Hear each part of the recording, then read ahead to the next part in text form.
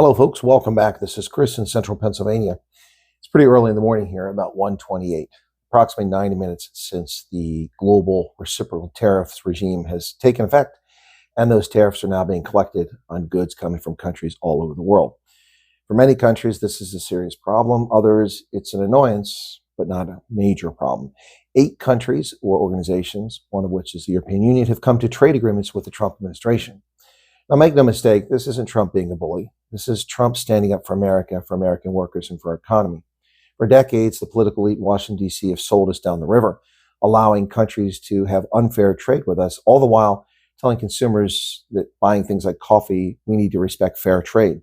Well, there's no fair trade from America. A couple examples. When we ship our automobiles to countries in the European Union, we're hit with a 10% flat tariff.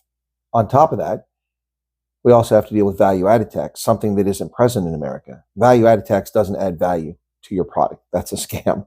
Just a way for government to claim it's worth more than it actually is. And so a typical cost for a car, say in a country like Sweden, where it's over 20% for the value-added tax, and you throw 10%, you're talking 30+% more expensive than the same car in America. Now, I know some people say, what, you pay sales tax?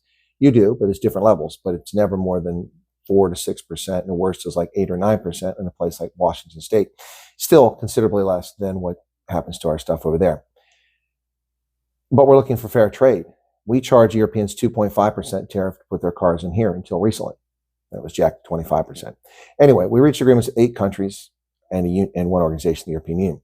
But one place that we never reached an agreement with is South Africa. South Africa, which claims it's negotiating in good faith, claims they've offered a deal to the U.S., claims that they're waiting for the U.S. to respond, acts like a player that doesn't want an agreement. While Parks Tao and Ronnie Lamola this week have been conciliatory, polite, and respectful, saying that they're working diligently towards a deal, which is unusual for them. They're speaking in the language they should have been speaking for the past 5 months. We have Fikile and Mbalula saying, bring on the sanctions. Go ahead and sanction us. We're not going to change our racist country. We're not going to change our racist policies of transformation, impoverishing people because of their skin color.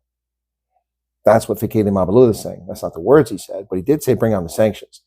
This approach is absolutely ridiculous. What is this guy smoking? Is he smoking his socks? Is he intentionally trying to antagonize the United States? It doesn't matter. 30% tariffs are here, and it will crush South Africa's economy.